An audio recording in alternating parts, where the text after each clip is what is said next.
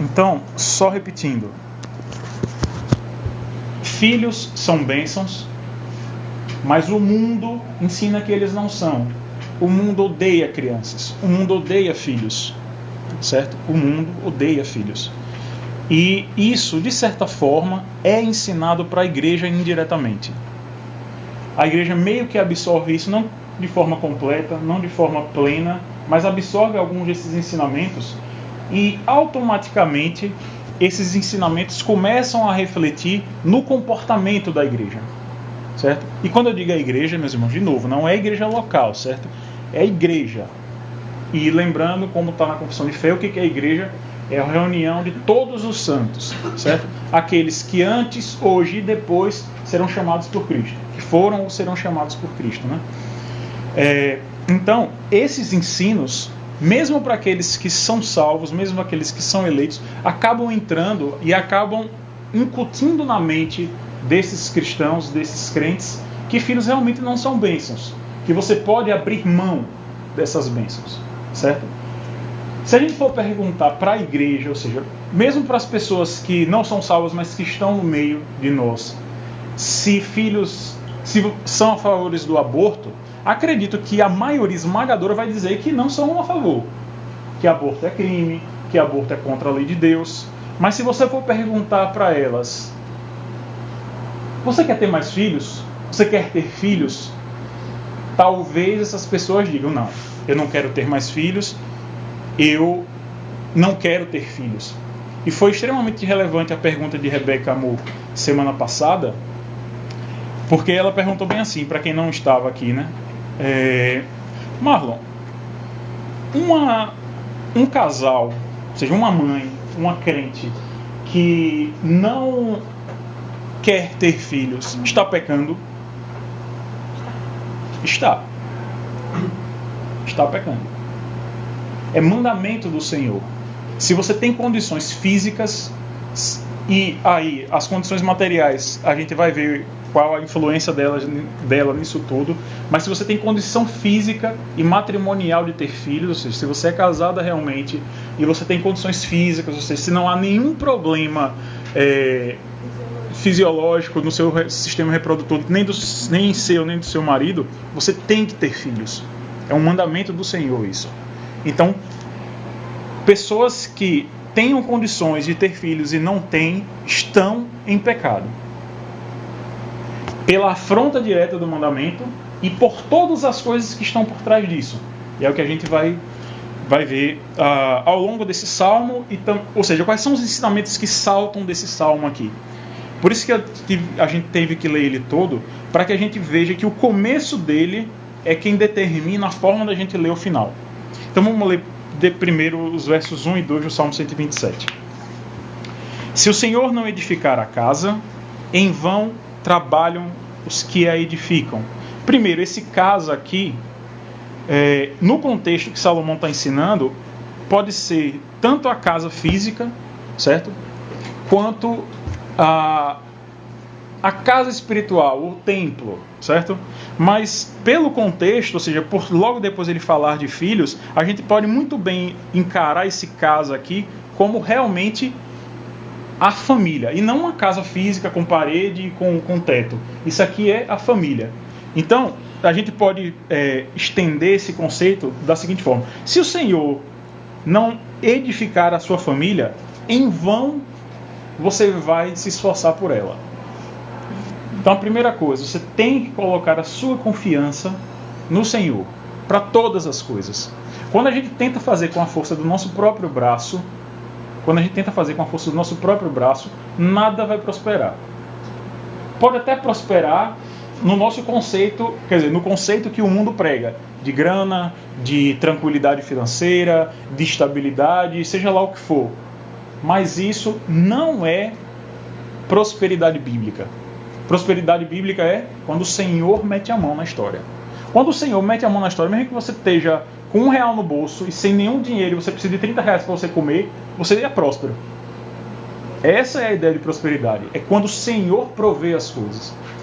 Então, para que a gente vamos só continuar lendo aqui. Em vão trabalham os que edificam. Se o Senhor não guardar a cidade, em vão vigia a sentinela. Então, de novo, Salomão está reafirmando com mais uma frase, né, que não adianta, pelas forças humanas, ou seja, pelo esforço humano, você tentar guardar, você tentar fazer, porque é o Senhor que tem que guardar. E ele continua no verso 2. Inútil vos será levantar de madrugada, repousar tarde, comer o pão que penosamente granjeaste. Essas 3 frases aqui, ou seja, levantar de madrugada, repousar tarde e comer o pão que penosamente granjeaste, tem várias verdades aqui. Se a gente for, eu não vou expor o salmo todo, porque senão era um sermão e a gente ia passar mais tempo aqui. Mas, de novo, o que Salomão está dizendo aqui? Não adianta a solicitude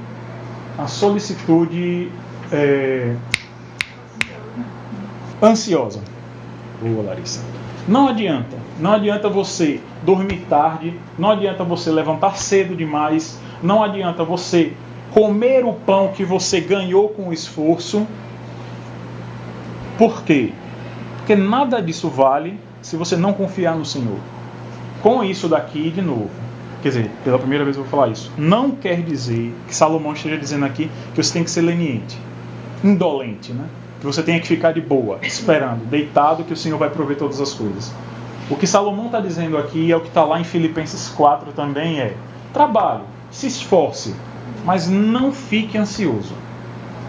Por quê? E é o que o Senhor fala em Lucas também, naquela parábola do rico, né, que vai construir mais um celeiro, e aí ele diz, agora eu estou de boa, né? Construí um outro celeiro, recolhi todo o meu trigo ali, minha alma descansou. E aí o Senhor vem e fala, né? Louco, essa noite vão pedir sua alma. Isso tudo que você preparou, para quem vai? Essa é a ideia. Não adianta você viver ansioso pelo seu sustento. Se esforce, trabalhe, mas saiba que é o Senhor que vai prover. E é aí, com isso tudo em mente, que não adianta você se esforçar por você mesmo, que não adianta você vigiar a casa, botar milhões de seguranças, se a sua confiança não estiver no Senhor. Você não pode nada por sua própria força. Deus lhe dá força, mas você tem que confiar na providência dele. É tendo isso em mente que você lê o resto. Quando eu fiz a faculdade, o meu salário era menor do que a minha faculdade. Aí eu incorporava o limite cheque especial ao meu salário, né? E aí foi assim, teve um tempo que estava muito difícil. E eu não tinha dinheiro completo para pagar a faculdade. E o que você falou relacionado a dinheiro, ação do Espírito, ação de Deus, é emergencial. No meu caso, eu precisava de dinheiro. E aí, milagrosamente, até hoje eu não sei como, tinha o dinheiro que faltava para eu pagar a faculdade, tinha na minha conta. Aí eu liguei pro banco, falei, né, fui atrás para saber de onde vinha. E eu não sei de onde veio, eu falei, é o meu maná. Porque foi providencial, não foi mais, não foi menos. Foi o que eu precisava e foi a primeira e última vez que caiu dinheiro na minha conta dessa forma. Eu amei. Então, assim, o que você falou relacionado a isso, né? Porque realmente era muito difícil fazer faculdade. É muito, quem trabalha, ganha pouco e paga a faculdade, né? Tem as suas dívidas, sabe? Muitas das vezes, assim, eu recebia R$7 de vale-refeição. Eu comprava um lanche de R$3,50 para sobrar, para eu comprar mistura. Então, foi um tempo muito difícil. Mas vivia justamente isso que a gente está falando. Para Deus mudar o meu caráter para hoje, graças a Deus, né? Eu valorizo e hoje, graças a Deus, eu não passo mais esse perrengue. Mas eu passei, foi difícil, mas foi bênção. Foi para eu crescer. Então, rapaz, eu confesso que eu nunca passei por uma situação assim na minha vida, sabe? E às vezes eu fico pensando, caraca, velho. Eu glorifico a Deus, sabe? Mas eu fico falando, rapaz. Não queira, não. Rapaz, queira, porque é bênção, sabe por quê? Porque você tem testemunho. Olha, eu tenho testemunho. Se vier, glória a Deus. Mas se não vier, porque eu digo assim, aí, só pra resumir, assim, bem rápido. Eu sempre estudei em colégio bom, graças a Deus. E assim, eu lembro que na época que eu estava no Babylândia, não era o que é hoje, mas era um colégio bom. E assim, uma pessoa aqui da igreja passou uma dificuldade e não estava conseguindo pagar o colégio dos filhos. E meus pais, graças a Deus, estavam bem financeiramente e ajudaram. Aí eu fiquei pensando, meu pai tá apanhando dos outros, né? Ao invés de me dar um brinquedo melhor, né? Qualquer coisa assim, né? Mas não reclamava não, entendeu? Só pensava. E eu lembro que quando... Só pecava na mente, né? Não externava, né? Não murmurava, né? Não, o pecado já desaporta, né? Então, isso. Aí, assim, depois, pô, eu passei por várias situações, assim, do meu pai ficar desempregado anos. E, tipo, eu estava no Mateus. E chegava o irmãozinho da igreja, meu irmão, aí, tá aqui. Aí meu pai, pagou, pronto, acabou-se. O que a gente precisava era pra pagar o colégio, acabou-se, o resto tem. Aí depois, assim, meu pai passou muito tempo trabalhando como autônomo, né? E tipo assim, chegava o dia que tinha que pagar alguma coisa. E aí a pessoa que tinha dado um cheque pro meu pai ligava, meu irmão, não deposite não, porque eu não tenho dinheiro na conta. Aí meu pai, Deus, o cheque tá aqui, a conta tá aqui e eu tenho que pagar. Mova quem tiver que mover, porque esse cheque tem que ser depositado tal dia. E a pessoa ligava um dia antes. Ei, pode depositar que tá aqui. Então, assim, eu vários. Não vou contar não pra não terminar. Mas, assim, é muito bom, velho, quando você passa por isso. Porque você vê, literalmente, a provisão de Deus sobre a sua vida, entendeu? E eu acho massa, velho. Eu gostei. Eu ainda acho que o nome de Deus deve ser glorificado.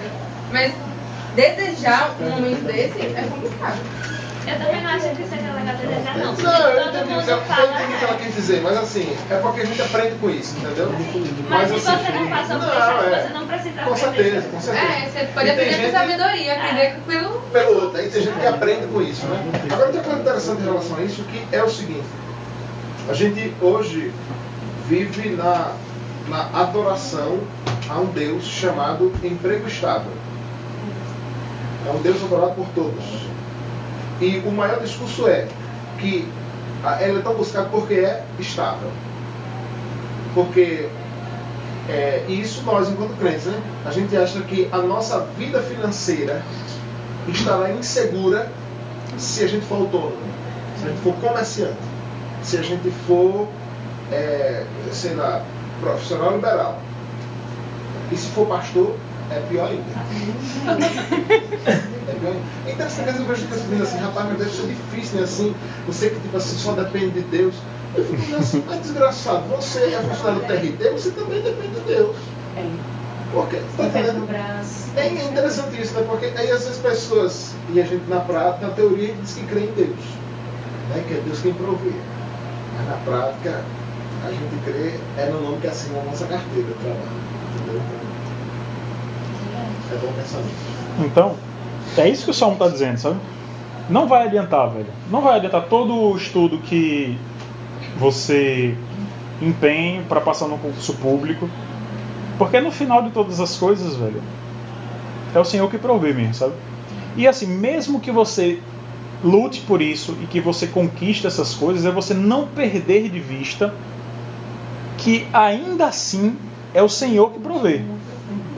Porque para ensinar a Alice, né? Quando é na hora de orar, na hora de orar do almoço, né? Eu sempre repito a mesma coisa, parece uma reza. Mas um dia ela vai entender isso. Eu falo, não deixa, Senhor, que a gente acredita na força do nosso próprio braço. Lembre, sempre traga à nossa mente que isso que está na nossa mesa vem da tua mão. Porque a partir do momento, meus irmãos, que a gente perde isso de vista, a gente começa a confiar no quê? No braço.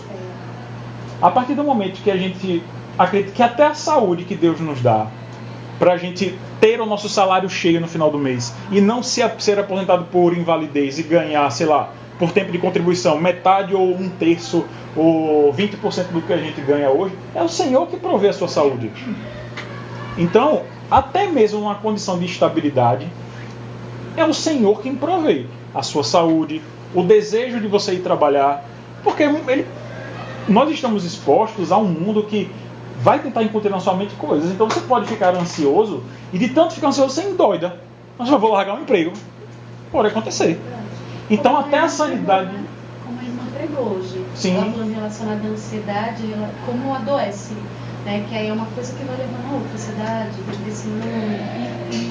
Então até a sua sanidade mental, que influencia na sua sanidade física, na sua saúde física, dependem do Senhor. Então, primeira coisa, o que esse salmo está dizendo? Não adianta pelo seu próprio braço. esses cânticos de romagem aqui, eles são muito bons por causa disso, porque ele humilha o homem. Humilha. Por isso que eu gosto desses salmos aqui, velho. Porque o homem tem que estar sempre lendo essas porções aqui dos salmos. Por quê? Porque elas humilham o homem. Botam o homem no lugar dele. Fala, rapaz, se esforce, trabalhe. Agora, acima de tudo isso, confie que é o Senhor quem provê as suas necessidades. Então essa é a primeira coisa. Isso é o que está no verso 1 e 2, ou seja, é o que a gente tira dos versos 1 e 2, e que isso vai basear o ensino que Salomão está dando nos versos finais. Então, primeira coisa que a gente tem que ter, né?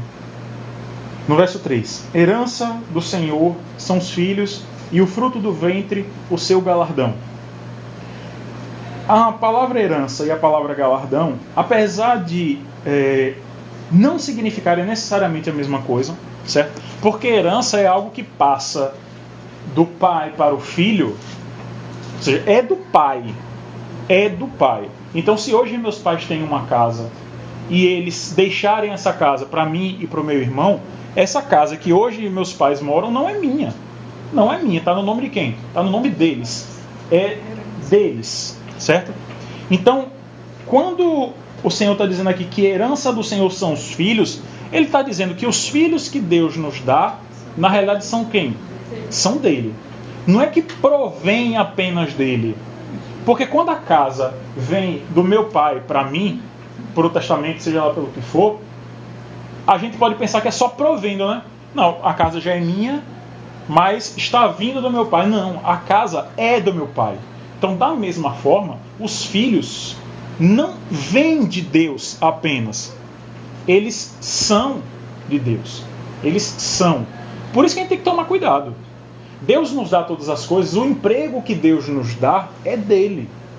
As finanças que Deus nos dá são dele. Todas as coisas que Deus nos dá, na realidade, são de quem? São do próprio Deus. Deus nos dá para que a gente faça o quê? Administre. Ô Marlon, em relação a essa questão que hoje todo mundo quer um emprego estável e tal, e assim, até em relação a casamento mesmo, só escuto assim, muita gente não criticando namoros longos, mas assim... Critica, irmão, porque tá errado. Tá errado. Tá errado. Porque muita gente começa a namorar, aí fica, sei lá, 6 anos e não pensa assim, aliás, pensa em casar, mas só quando tiver o emprego ideal, tiver a situação, né, ideal, o apartamento dos sonhos, aí nunca vai casar. Vai chegar, vai passar o tempo, vai acabar pecando, porque tá ali namorando tanto tempo. Sim. E o ideal é o quê? Claro que você tem que ter um local para você morar, tudo, o mínimo. Mas você vai construir junto com a pessoa. Não precisa ter aquele, já o emprego dos sonhos para poder pensar em casar, né? O que Laís está falando é base também para a gente entender isso daqui. Porque hoje em dia o mundo à nossa volta ensina para a igreja coisas e a igreja acaba absorvendo, que é o mínimo. Então o mínimo hoje em dia é um emprego público ou um cargo público, é um carro, pelo menos, é um apartamento, sei lá, metade quitado, ou então que você já tem em posse dele, e que esteja bonito. Com Xbox. Mobiliado, né? Mobiliado, como um todo. Com sanca de gesso. Sanca não, porque sanca saiu de moda, né? Mas com teto rebaixado, com iluminação indireta. Você quer dizer que o meu gabinete tá fora do mapa? Tá, velho. Tá, já saiu, velho. Não, você não mora aqui não. Mas você não mora aqui, pô. Foi quase. Então, o mundo impõe sobre a igreja, impõe sobre todo mundo, né? E a gente, por estar no contexto do mundo, a gente acaba absorvendo essas coisas, que você tem que ter um mínimo. Só que esse mínimo não é o mínimo que a Bíblia diz, sabe? Tendo com que se cobrir, né? E o que comer, esteja satisfeito. É esse mínimo que a gente tem que ter em vista, sabe? Então, se você tem condições, aí, pegando o gancho de Laís, se você tem condições de se sustentar sua esposa, tem condições de morar, tá na hora de casar, velho. E eu queria só dar uma observação no que Laís falou. Eu acho que isso não seja o ideal. Eu acho que isso é o certo, entendeu? Que o ideal a gente coloca como algo inalcançável, né? Não, isso é o certo. Você tem, casa, entendeu? E quando eu falei ideal, é o que a pessoa espera pra Sim. casar, entendeu? Que é a situação ideal, que é o apartamento, Ah, certo. do jeito que quer. Porque você falou, entendeu? não, aí eu fiquei, não, Não, É porque o ideal que a gente constrói é um ideal que não é o ideal da igreja, sabe? Que a igreja tem que ter para a partir daí construir a vida. E é um desejo que não cessa. Por mais Sim. um exemplo, aí eu quis morar, sei lá, nos Jardins, aí conquistei, mas aí eu quero mais. E aí esse ideal vai sempre, né? Indo, O- e saciar. A nossa sociedade é consumista, é egoísta. E isso acaba criando patamares. Inatingíveis. Não, o crente até alcança. Devido ao seu esforço, até mesmo pelo Senhor abençoar, mesmo você estando em uma situação de pecado. Mas o que acontece é que esses patamares crescem tanto que momentos que você deveria estar vivendo, você deixa para depois, porque você ainda não chegou naquele ideal. Aí quando você chega naquele ideal, que você agora pode ter, o que você faz? Você aumenta mais ainda o seu ideal. E aí você vai deixando de ter filhos, você vai deixando de casar, você vai deixando de ter filhos, você vai deixando de se esforçar por sua vida de piedade. Você fala, eu não posso estudar mais agora, não posso, só posso ler a Bíblia, não posso ler mais um livro de teologia, porque eu tenho que fazer minha pós-graduação, eu tenho que fazer isso, eu tenho que fazer aquilo. Então você sempre vai deixando para depois. Porque o seu ideal é sempre muito mais alto do que aquilo que a Bíblia impõe. E de novo, eu não estou falando com isso que você não deva se esforçar. Se esforce, porque é bíblico isso, certo? Se esforce. Mas esse seu esforço tem que estar pautado em quê? Na confiança. Na confiança que Deus tem prove as suas necessidades. Então, primeira coisa, quando Salomão está dizendo aqui que a herança do Senhor são os filhos e o fruto do ventre é o seu galardão, primeiro, os filhos são de Deus. Certo? Os filhos são de Deus. E aí ele continua, né? O fruto do ventre é o seu galardão. Galardão necessariamente é uma recompensa. É uma recompensa por um trabalho seu. Então, quando lá em 1 Coríntios 13, acho que é 13, a partir do verso 10, quando Paulo fala que aos pregadores, aqueles que têm o dever de ensinar, vai ser dado um galardão, ele está falando pelo seu esforço, você vai receber na era vindoura uma recompensa. Mas observe que até esse galardão é fruto da graça. Porque o trabalho que você desempenha na obra é o quê? É fruto da graça também. Então aqui Salomão está reunindo, tanto em herança quanto galardão, palavras que apesar de não serem iguais, tem uma sinonímia entre elas. Certo? E o que ele está querendo dizer? Deus não dá para você coisas ruins. Deus não dá para você coisas ruins. Essas coisas boas, herança. Por isso ele usa essas palavras, herança e galardão. Quer dizer que os filhos são o quê? São bênçãos. Então, primeira coisa que esse salmo está dizendo aqui no verso 3. Filhos são bênçãos. Então, extirpe da sua mente todos os pensamentos que vão dizer que filhos atrapalham. Porque é isso que o mundo vai dizer. Filho vai atrapalhar meu plano de ter um segundo carro. Filho vai atrapalhar o meu plano de ir para a Europa todo ano. Filho vai atrapalhar meu plano de... se eu tiver 5 filhos, eu não vou poder levá-los todos para Disney. Leva aqui pro Place ainda não. Leva aqui pro... Leva pra Boa Luz, velho. A Boa Luz já fechou já. Mas leva pro Parque da Cidade, brother. Leva pra Timbó. É Timbó, né? Leva pro Timbó, pronto, é massa também. Mas sempre vai ter alguma coisa. Leva pra Italaia. Sempre vai ter alguma coisa. Tem o mundo da criança ali. Então, o que acontece é que a gente sempre, o mundo ensina pra gente que a gente tem que ter patamares, certo? Então é muito bom ir para Disney, então eu tenho que levar meus filhos para Disney. Mas se eu tiver 5 filhos, eu não tenho possibilidade com o meu salário de levá-los para Disney. Então eu não vou ter mais filhos. Eu queria tirar uma dúvida. Assim, Tire. quando ele fala que a herança do Senhor são os filhos e o fruto do ventre seu galardão. A ideia aí poderia ser filhos seus e adotados e galardão só? A gente vai falar disso. Pronto, aí ele continua no verso 4, né? Como flechas na mão do guerreiro, assim os filhos da mocidade. Aqui, esses filhos da mocidade, o que Salomão está querendo dizer é o seguinte: o vigor físico do homem e da mulher são maiores quando eles são moços, quando são jovens. Passou da idade e não tem mais. Então, você tem que ter filhos quando? Ou seja, já tem gente aqui que tá velha. Passamos da idade. Eu deveria ter uns 6. Isso de novo traz o que pra gente? E olha, irmã. Isso traz o que pra gente?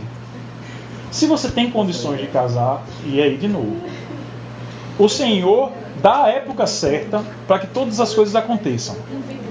Se você tem condições de casar, case o quanto antes. Case o quanto antes. Você não vai casar com 15 anos, porque provavelmente você não vai ter condições de se sustentar com 15 anos. Com 18 talvez não. Mas por que você vai esperar até os 28 anos, 30 anos, 35 anos para casar? Você tendo condições de casar hoje. É isso que o Senhor está alertando. É isso que Salomão está querendo dizer aqui. Que Isso aí é o principal. Como é? Isso aí é importante ter. O marido. Ah, sim. Essa parte aí é legal. Ó, eu falei o que vários estavam pensando. É verdade. Então, é isso que eu estou querendo. É isso que Salomão está dizendo. Tendo as condições. E o marido? Tendo as condições. Uma das condições qual é? Que haja cônjuges. Que haja a presença dos dois cônjuges. Se casam.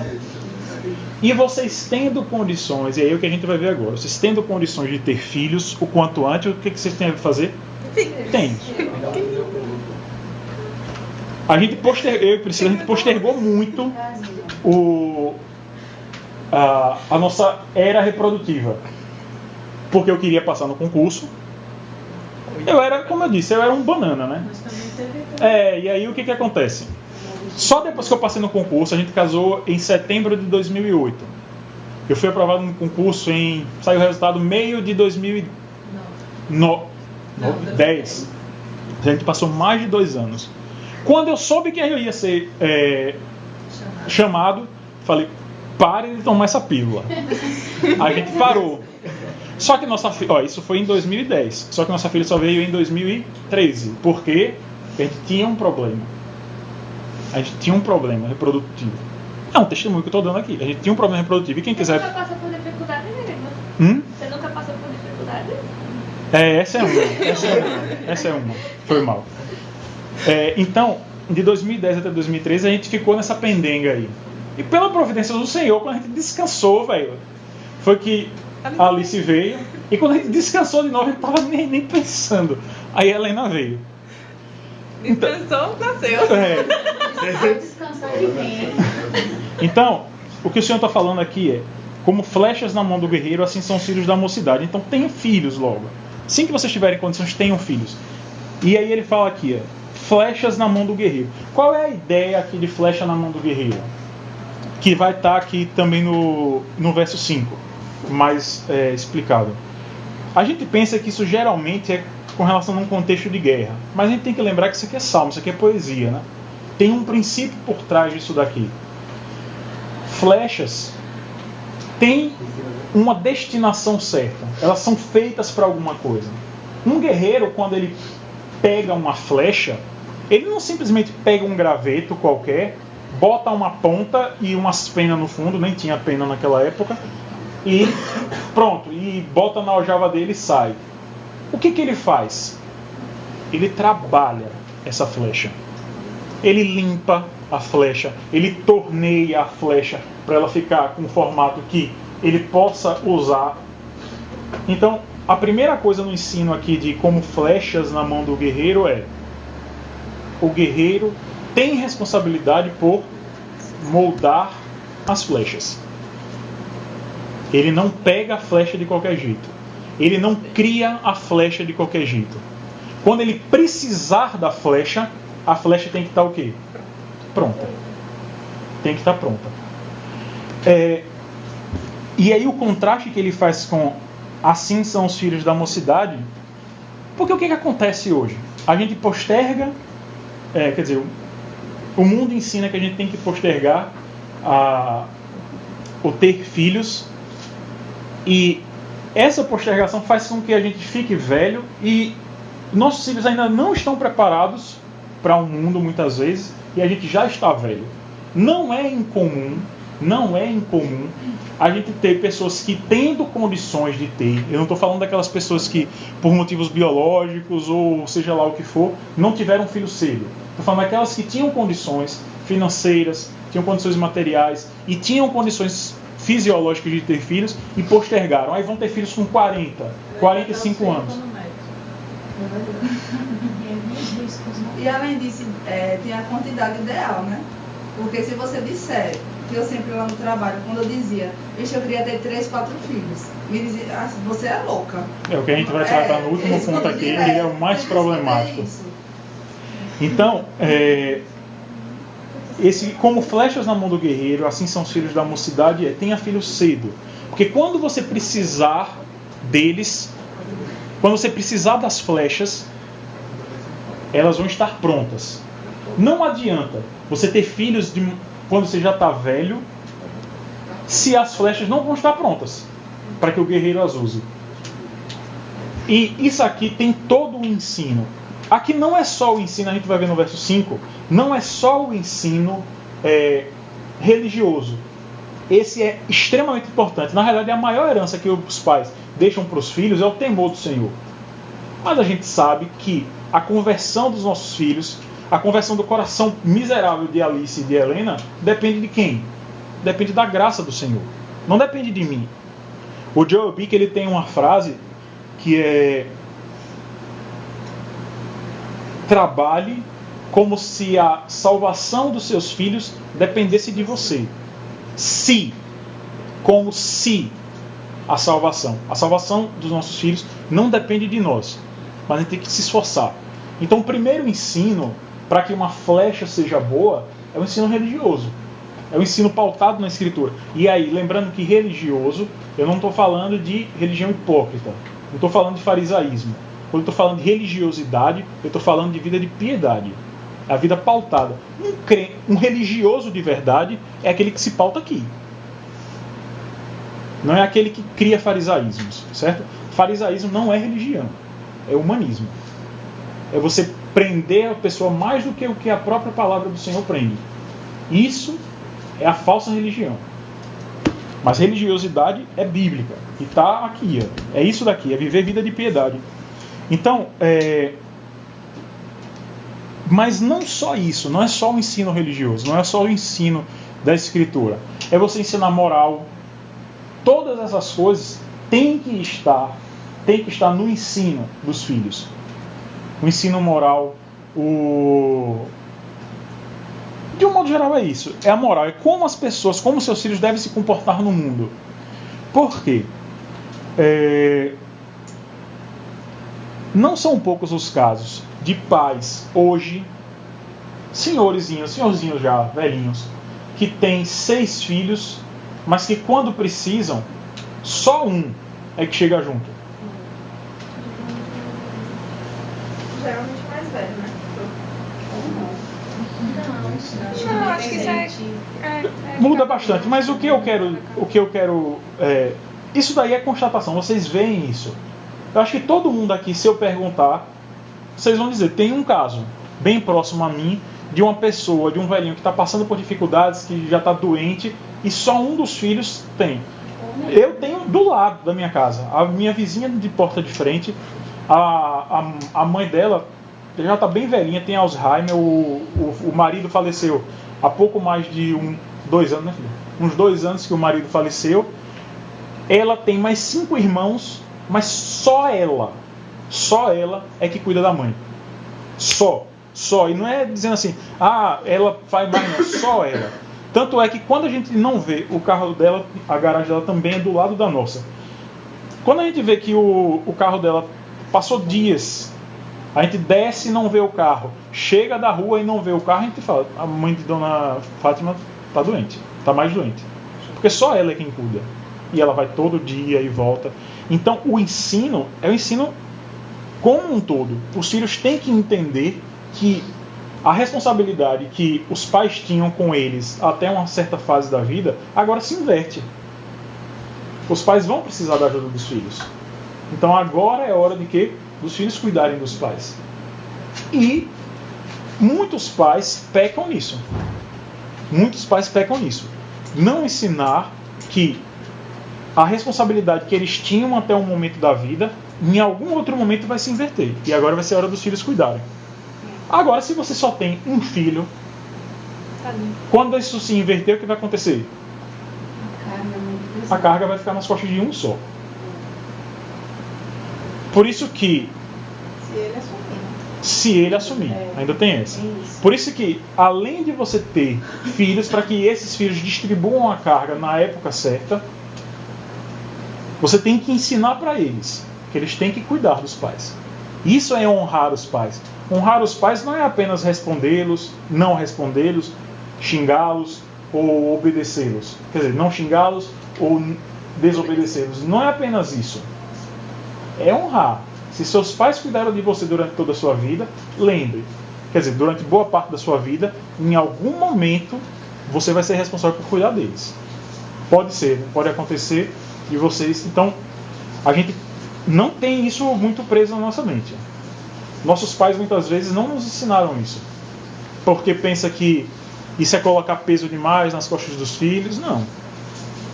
Até essa lição foi muito boa, porque é uma coisa que eu já vou começar a inculcar na cabeça das duas. Vocês vão ter que cuidar da gente, viu? Se ligue. Eu acho que a gente educa mais... A gente não, né? Vocês que são pais. Com a prática, entendeu?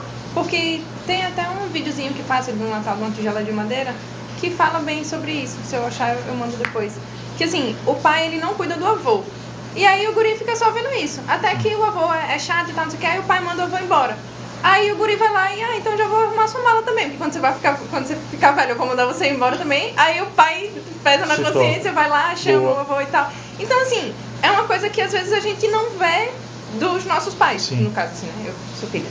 E eu acho que é a forma mais prática de você ensinar. Assim. Sim, boa. Como ela falou hoje, eu esqueci o nome da... Fátima. Ela falou que os filhos, eles aprendem com nossas atitudes, né? Sim. Eles vão reproduzir o que a gente faz. Eu, assim, observo muito minha mãe, minha tia, que cuidam da minha avó. Minha mãe sempre procura estar próxima. E, assim, querendo ou não, já é algo que está dentro de mim, de criança. Sim. Quando eu vejo casos de pessoas que falam, meu Deus, minha mãe mora lá em casa, Deus que me livre, vai ser um peso. E assim, eu fico triste, porque querendo ou não a gente vê que os pais renunciam, se dedicam e quando precisam ficam simplesmente quer afastar, porque trata como um peso. Isso é importante porque acontece o seguinte, Léo pregou sobre deixar a casa dos pais, né? Mas a gente tem que lembrar que em alguma época da vida, pode ser que eles precisem voltar para estar conosco. Né? Assim, tem gente se você tiver condições, se você tiver condições de manter seus pais na casa deles, quando eles estiverem velhinhos, os mantenha. Porque minha avó mesmo, minha avó passou por uma pendenga, porque minhas tias queriam ter ela mais próxima para cuidar dela. E, quando tira, geralmente é assim, né? Quem avança na idade parece que cria uma raiz na casa, meu irmão, que eu nunca vi. Brother, parece que finca a raiz. Minha mãe mesmo, se eu arrancar minha mãe da casa dela hoje em dia, eu acho que ela morre, velho. Ela entra em depressão, sério. Direto a gente fala, né, filho? Mãe, vamos lá mais só perto. A senhora compra um apartamento lá perto de casa, fica melhor, a senhora tem acesso às meninas. Não, bicha, ela começa a chorar, velho. Então, assim, fica aí. Eles fincam raízes, sabe? Então, se você tiver condições de cuidá-los na casa deles, cuide. Mas pode acontecer deles virem para dentro de casa. Então, observe que vocês têm que começar a moldar, a gente tem que começar a moldar a nossa mente para essas coisas. Tem um bom relacionamento com a sogra, viu? É outra coisa importante. Isso já é antes de conhecer o marido, então vai casar com ele já? Eu vou pular para a parte B do verso 5, olha. Diga aí, Cleber. Você estava dizendo assim sobre nós devemos cuidar dos pais, né? Sim. Né? Cuide. Aí, assim, eu cuido da minha mãe cuida de mim, assim, né? Sim. Nós dois moramos numa casa sozinhos aí. Justamente. Da mesma forma que ela hoje cuida de você, você já está na fase de transição. De cuidar dela. E cuidado envolve várias coisas. Não é só cuidados físicos, né? Tem todas as necessidades naturais que o ser humano tem, né? Tem necessidade de carinho. Então você é responsável também por satisfazer os desejos que sua mãe tem de carinho e tudo mais. Então se ligue, viu? Cuide de sua mãe. Então, na parte B do verso 5, só para explicar, para que a gente veja a parte A com mais calma. Então, não será envergonhado, ou seja, o pai, né? Ele não será envergonhado quando pleitear com os inimigos à porta. A exegese que o autor da revista fez aqui não me pareceu muito boa, sabe? Porque ele disse que isso aqui é um contexto de guerra. Rapaz, eu procurei em alguns comentários e não é isso que... E assim, para mim também não me parece muito clara essa parte aqui, sabe? De quando pleitear os inimigos à porta. Pode ser uma explicação, mas muito mais do que isso, esse quando pleitear, em outras traduções, é de demandar. Ou seja, quando você precisa discutir com inimigos, ou seja, com adversários à porta. E esse à porta aqui, no contexto de Salomão, é o seguinte: nas cidades de Judá, na verdade aqui o reino ainda estava unido, né? Então, nas cidades de Israel, todas as vezes que alguém tinha alguma demanda, alguma contenda com outro irmão daquela cidade, o que eles faziam? Iam para a porta da cidade, que é onde se assentavam os juízes. Os juízes da cidade, ou seja, aqueles que ficavam responsáveis por julgar as questões entre os irmãos, a esses iam até a porta da cidade. Então, o que o salmista está falando aqui? Tenha filhos, para que esses seus filhos não lhe envergonhem. Quando alguém for para a porta da cidade dizer que um filho seu fez alguma besteira, todos possam dar testemunho. Não. Filho desse cara? Filho desse cara não. O filho desse cara não fez isso que você está dizendo. Então, de novo, o que o salmista está dizendo aqui é: seus filhos devem ser educados. Seus filhos devem ter moral ilibada. Seus filhos têm que ser referenciais. Então, tanto quando o salmista está falando das flechas, ou seja, flecha tem que ter o quê? Tem que ser o quê? Tem que ser trabalhada, preparada, para que no momento certo, na hora de você usá-las, e você precisar delas, elas estarem prontas. Da mesma forma, o salmista está dizendo aqui: se alguém pleitear com você, demandar com você à porta, seus filhos vão ter moral suficiente para que você não seja envergonhado. E aí é o que entra, antes da gente entrar na parte A, é o que eu vou falar.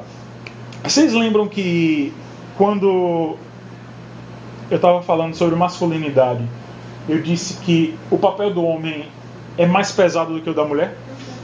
Sim. Na submissão, o papel da mulher é tão difícil quanto. Por quê? Porque a submissão dela tem que ser igual à submissão que Cristo teve com relação ao Pai. Por quê? Mesmo Deus Pai e Deus Filho sendo iguais, são iguais em substância, em poder, tudo. Em tudo eles são iguais. Em sua essência, Deus Pai, Deus Filho e Deus Espírito Santo são iguais em essência. Mas o que o Filho, ele decidiu fazer? Se submeter. Da mesma forma, homens e mulheres não têm diferença nenhuma em seu seio. Não é questão de capacidade. Uma mulher é tão ou mais capaz do que muitos homens. Tão ou mais capaz. Não é questão de capacidade. Em nenhum momento da história foi assim. Quer dizer, em nenhum momento a Bíblia disse o contrário. Os homens machos, é que acabaram com o tempo dizendo que as mulheres eram inferiores. Isso é um ensino satânico. Satânico. Isso é um ensino demoníaco. Mulheres e homens são igualmente capazes. Só que o que o Senhor falou? O que Deus Filho fez? Deus Pai e Deus Espírito Santo fizeram na eternidade? Cada um de nós, no plano da redenção, vai ter uma função diferente. Eles decidiram assim. E continuaram a perpetuar suas funções na história. Da mesma forma, homem e mulher não são diferentes em sua essência. Mas o que Deus fez? Deu funções diferentes para cada um. Só isso. Então o que você faz quando diz que a mulher tem as mesmas funções do homem, indiretamente? Você pratica uma das primeiras heresias. Quer dizer que Deus Pai, Deus Filho e Deus Espírito Santo são a mesma coisa. Então observe que dizer que homens e mulheres têm as mesmas funções é um ensino herético. É uma blasfêmia quase. Então, homens e mulheres têm suas funções pré-definidas. Então, se o homem não está disposto a assumir as funções que Deus impôs sobre ele no casamento, e se a mulher não quer assumir as funções que Deus impôs sobre ela no casamento, não case. Não case.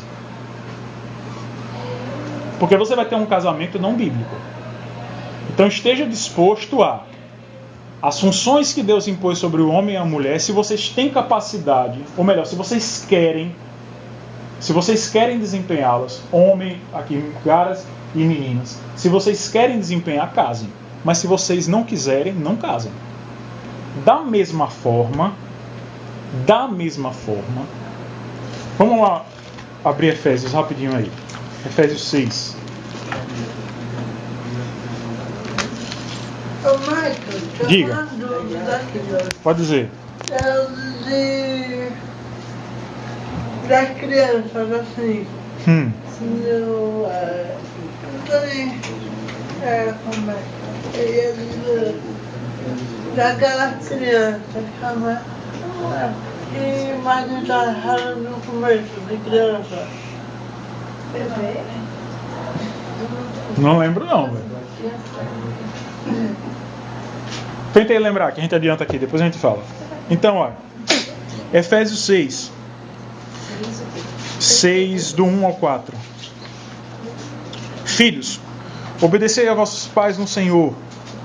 Efésios 6 do 1 ao 4. Filhos, obedecei a vossos pais no Senhor, pois isso é justo. Honra teu pai e a tua mãe, que é o primeiro mandamento com promessa, para que te vá bem e sejas de longa vida sobre a terra. E vós, pais, isso aqui é homens, viu? Vós, pais machos, não provoqueis vossos filhos a ira, mas criai-os no quê? Na disciplina e na admoestação de quem? Do Senhor. Não é uma disciplina e uma admoestação qualquer. É mostrar que seus filhos estão errados, baseados no quê? No que a Escritura diz. Então, isso ele está mandando um recado, não é para mãe. Esse pais aí, de Efésios 6:4, isso aí é homens, pais machos. Então, se os homens, e isso automaticamente é dado à mulher por delegação, porque nem sempre o homem vai estar em casa para disciplinar e admoestar. Então, o que o marido faz por estar fora de casa, está mais fora de casa do que a mulher? Ele delega isso à mulher também. Mas o recado, ou seja, a função primordial é dada a quem? Ao macho. O que ele está falando aí? Criai-os na disciplina e na admoestação. Se o homem não está disposto a criar seus filhos na disciplina e na admoestação do Senhor, não tenha filhos. Não tenha filhos. Filhos precisam ser educados, precisam ser criados. Se você não está disposto a criar seus filhos como o Senhor manda que você os crie, não tenha filhos. Eu tenho visto, mãe, que os pais esses pais dessa nossa geração. Tem aquela coisa de, o que eu não tinha, eu vou dar, e são muito permissivos em tudo. Como das pequenas às grandes coisas. Eu digo pequenas coisas porque eu às vezes vai lá no consultório, a mãe leva a criança porque a criança por exemplo, não quer comer. E é muito interessante porque a mãe fica, porque meu filho e tal. E às vezes a criança tá correndo. E aí tem hora que eu respiro, tem hora que eu chego e falo assim, senta aqui. Aí a criança assim. Aí, olha, tem que fazer assim, assim, assim, não sei o que, não sei o que, não sei o que, não sei o que. Então, às vezes, eu tenho autoridade e aí a mãe fica, eu queria ser tanto assim. Eu falei, tem autoridade sobre seu filho. Saiba falar. Não, então, assim, hoje em dia, isso a gente vê aqui na igreja, né? A começar, gente, eu fui criada aqui, criança não pode ficar correndo na igreja. Ô, irmão. E hoje em dia, irmãos. E hoje em dia, a gente vê aqui na igreja as crianças correndo, não tem reverência. Uma coisa, a criança, ela fica inquieta, até aí tudo bem. Outra é que as crianças não têm reverência, os pais, Então começa da gente, né? Assim, se nós tivermos essa concepção de que eu vou dar tudo que eu não tive para o meu filho, ser permissível, tá indo de contra a palavra, vai criar futuros ladrões e outras coisas ruins e vai trazer isso para si. Vai colher. Amado, eu tenho que começar de bebê, porque muita gente fica esperando a criança crescer para corrigir, para dar um tapinha, e a gente sabe, né, que o bebê já tem raiva. Eu digo porque Milena já está começando. Ela tem momentos que eu pego ela, falo mesmo sério e dou um tapinha na coxa dela. E ela entende que ela fica quieta. Porque senão vai deixar crescer e não vai corrigir mais. Porque isso é um problema, né? O mundo ensina pra gente que crianças são anjinhos, né? Isso é um ensino demoníaco também, velho. Crianças são tão terríveis quanto nós, véio. Elas só não aprenderam ainda elas só não aprenderam formas de botarem isso tudo pra fora. O Washer, naquele livro Verdadeiro Evangelho, né? Ele ilustra de um jeito, rapaz, que olha assim, meu irmão, é isso mesmo. Falando que uma vez ele estava com um relógio no braço e o filho dele tentando pegar. E ele tirando, né? E o filho indo lá. E ele com amor, né? Tirando. E o filho... Teve uma hora que ele pegou o filho e falou, não, você não vai pegar. Disse que o menino começou a se debater. E ele controlando, né? Porque ele tinha força para fazer aquilo. Aí ele falando, se meu filho tivesse mais força do que eu naquele momento, e com a raiva do coração corrupto dele, o que ele ia fazer? Ele ia arrancar meu braço. E era isso que ele ia fazer. Crianças são tão más quanto nós. Elas só não aprenderam formas de botar isso tudo para fora ainda. Então, desde pequeno, a criança tem que ser moldada para que ela, no tempo certo, seja uma flecha usável, seja uma flecha para o que ela se destina a fazer, para que isso aconteça e para que, quando chegue no momento certo, ela não envergonhe o pai quando o pai precisar contender com o inimigo. Para que aconteça isso, o que tem que acontecer? Desde cedo, ela tem que ser trabalhada, tem que ser moldada. Uma criança que é entregue a si mesma vai para o inferno. Fácil. Tem um livro que é uma exegese do provérbio... Esqueci, acho que é o provérbio 3. Que ele ensina a criança no caminho que deve andar e ainda quando o velho não se desvelar dele, né? A forma como está escrito ali, Léo pode até me corrigir se eu estiver errado, não exprime o que realmente o provérbio quer dizer. O provérbio quer dizer o seguinte: o caminho da criança é o caminho da perdição. Se você deixar, ela vai para lá. Então o título do livro está no blog dos puritanos, Como mandar seus filhos para o inferno. Como é que você manda seus filhos para o inferno? Não faça nada. Eles vão caminhar para lá. Então, e é isso que o Salomão está dizendo aqui. As flechas têm que ser trabalhadas. As flechas têm que ser trabalhadas, certo? E os filhos, eles têm que ser educados desde pequenos. Desde pequenos. Para que quando eles cheguem na idade certa, eles sejam úteis para o que eles devem ser, cuidar dos pais, serem referência na sociedade, referência moral, mesmo que eles não sejam crentes, eles sejam referências morais, certo? Um pai que mesmo não tendo um filho, um pai crente que não tem um filho crente, mas que aquele filho é referência na sociedade, referência de ser ilibado, de imoral, um pai desse ele não é envergonhado diante dos homens. Observe isso. Ele não é envergonhado diante dos homens quando ele cria o seu filho com moral. Quando ele educa os seus filhos. A salvação é do Senhor. Ao Senhor pertence a salvação. É assim que está escrito lá em Jonas. Ele dá a quem ele quer. Mas moral e educação, isso é a tarefa de quem? Dos pais. Então, rapidinho, Cleuba, só para eu fechar o pensamento aqui. Se você não está disposto a educar os seus filhos para que eles sejam esses referenciais, não tenha filhos. Não tenha. E aí agora que a gente entra no verso 5a, que é o que dá mais problema, né? Feliz o homem que enche deles a sua aljava. Uma aljava você sabe o que é, né? É onde você guarda as flechas. Uma aljava, no contexto de Salomão aqui, no contexto de guerra, Salomão aqui, dos versos 4 e 5, tinha no mínimo, Fala mesmo pra Priscila. 5 flechas. 5. Ele não fala de preencher a aljava. Ele fala de encher. É atochar. Quantas derem?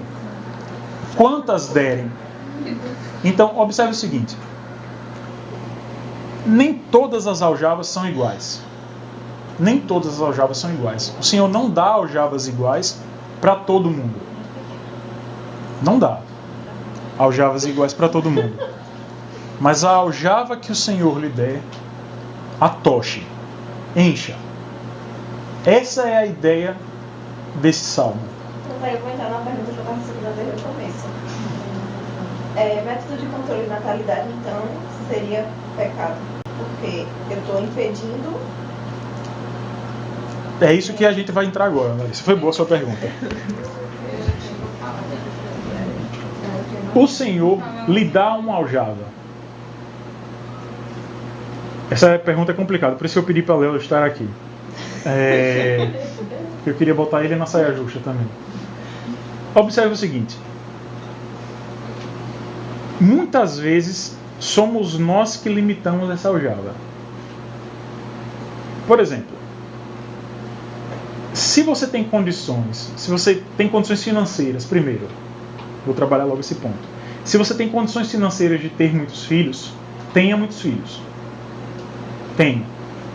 Acho que não é só condição financeira, não. É condição isso. De tempo. Porque você ter dinheiro e não ver seus filhos, acho que não é a mesma coisa que nada. Isso é aljava.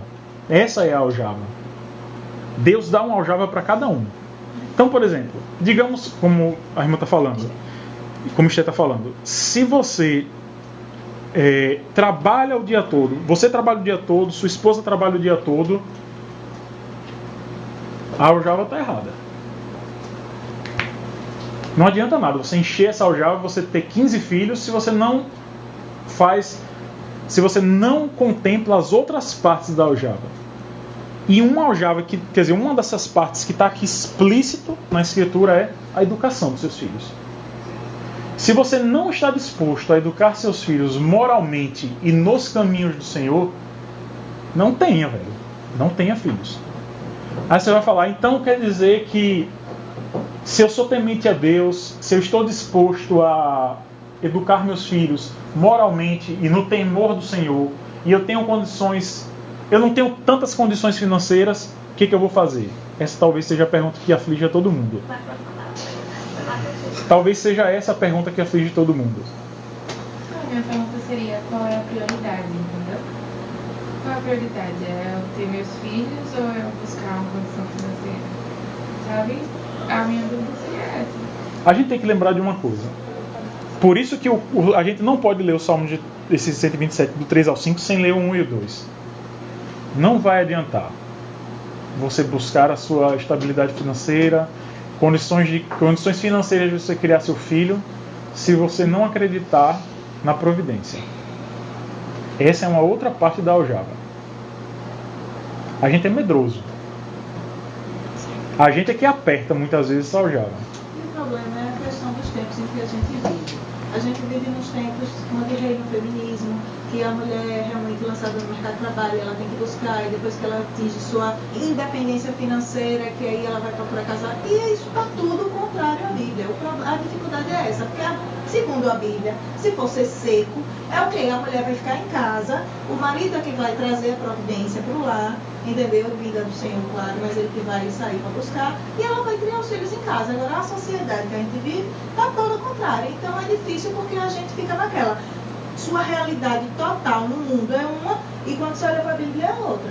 Você tenta fazer equilíbrio, mas tem sido difícil por causa disso. Mas se você for olhar muito a Bíblia, a mulher é para ficar em casa cuidando dos filhos, da família, do marido, e o marido é para trazer para casa.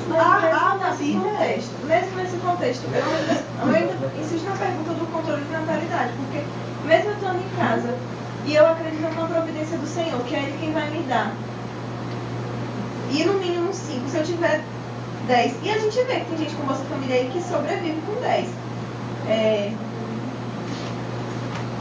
Mas aí vem cá, por exemplo, se você está disposta, eu falo pra mim, primeiramente, porque é difícil, a gente não é que é difícil, eu tenho essa vontade de ter mais filhos e tudo, mas a gente não vê outras questões, por exemplo. Baixou o nível agora.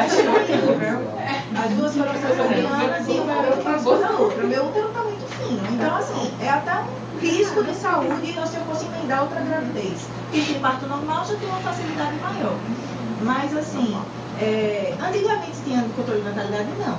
As pessoas tinham filhos um atrás do outro, muitos infelizmente acabavam até morrendo por conta da questão de saúde e tal. Mas o que acontece? Um dia se acaba, ou seja, Deus parou de dar porque era até ali. Mas porque uma vez o médico até falou, o útero não foi feito para menstruar. Não.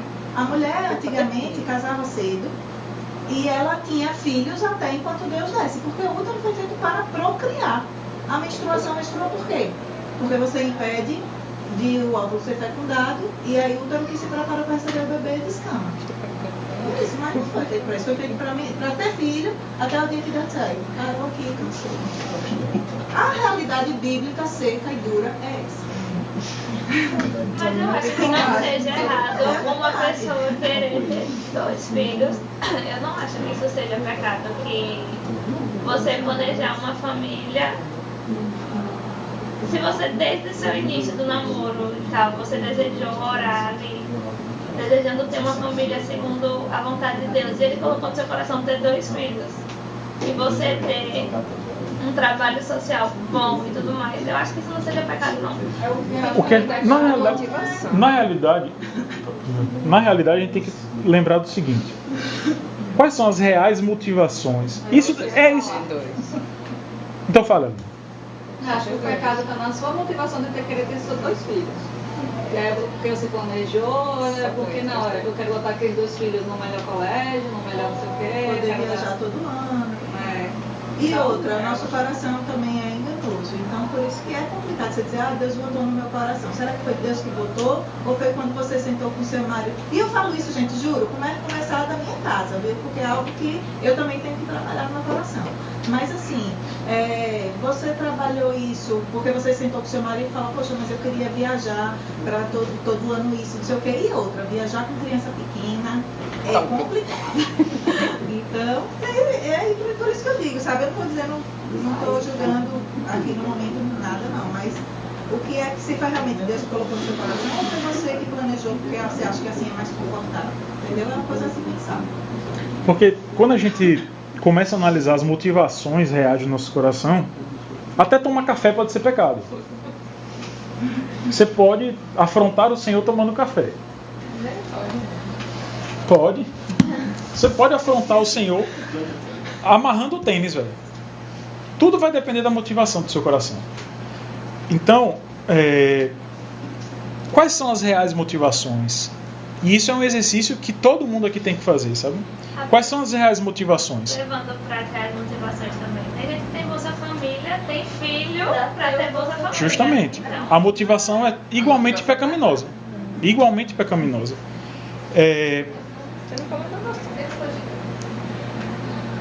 Então, eu mandei o texto. Então, quando a gente começa a traçar esse planejamento, diga, Larissa. Não, é quando eu tô então, existe uma motivação que é válida para você controlar a natalidade? Tem. Por exemplo, digamos que, por exemplo, você tem algum problema de saúde. Você não pode ter filhos. Você não pode tentar ao Senhor. Porque você sabe que, por exemplo, se você engravidar, muito provavelmente sua vida vai estar em risco. Muito provavelmente você vai estar em risco. Acredito eu que isso seja tentar ao Senhor, se você não evitar até o momento em que Deus realmente lhe der condições de você tê-los. Concorda, Léo? Rapaz.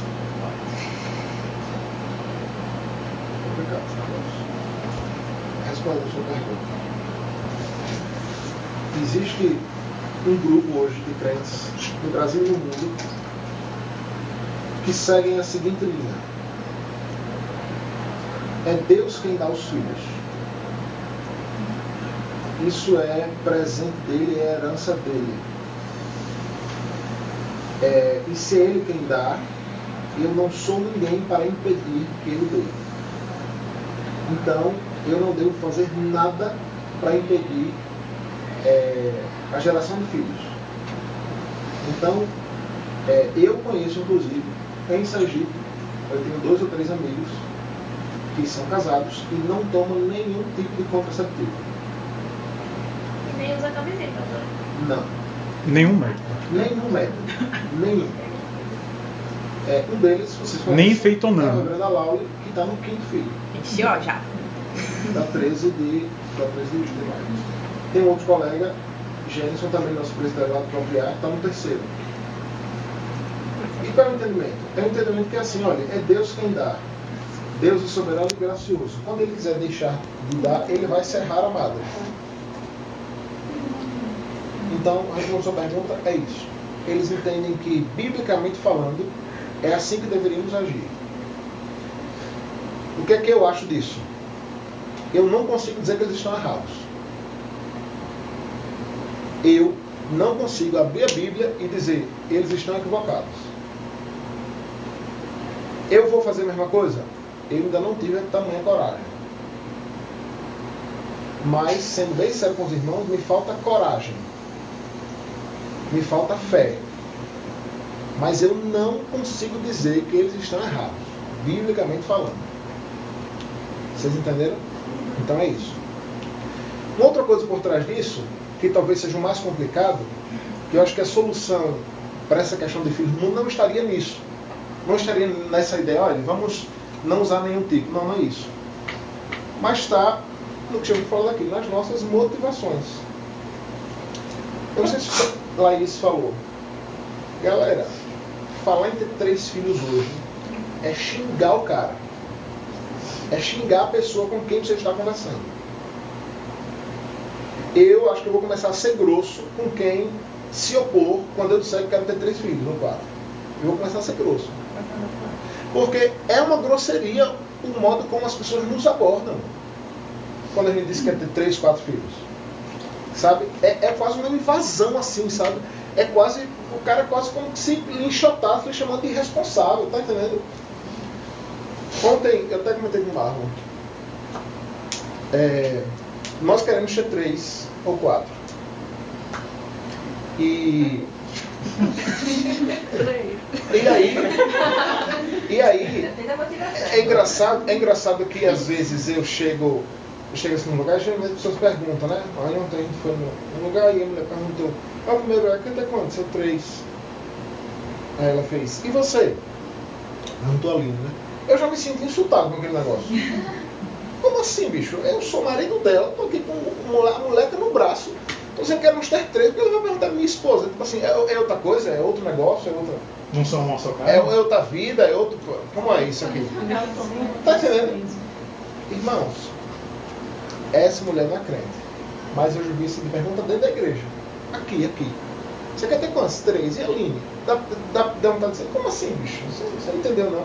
Quando se eu disse que eu quero ter 3, é porque certamente eu já conversei com minha esposa, a gente já chegou no consenso, né? A gente pensa igual, porque afinal de contas a gente é casado, né? Tipo, mora na mesma casa, dorme junto, essas coisas, sabe? Dá vontade de dizer isso. Como é que pergunta a mim e depois pergunta a minha esposa quando você está dizendo? Aí, uma outra coisa complicada é isso, né? É esse negócio das motivações para ter filhos, sabe? Eu acho que foi muito modesto, Marlon, em dizer que geralmente ter 2 filhos está em pecado. Eu diria, rapaz, que se a gente pegar para analisar 10 casais que tem 1 ou 2 filhos, eu boto minha mão no fogo que 9 deles teriam condições de ter mais 1 ou 2. Tranquilamente, que 9 deles teriam condições.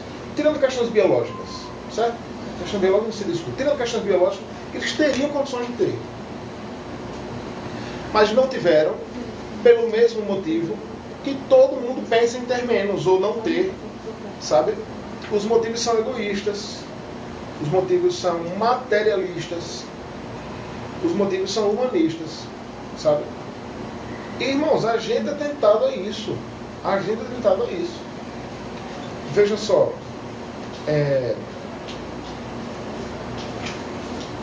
eu, enquanto pastor, nunca vou ganhar 15, 20 salários mínimos. Isso nunca vai acontecer. Nunca.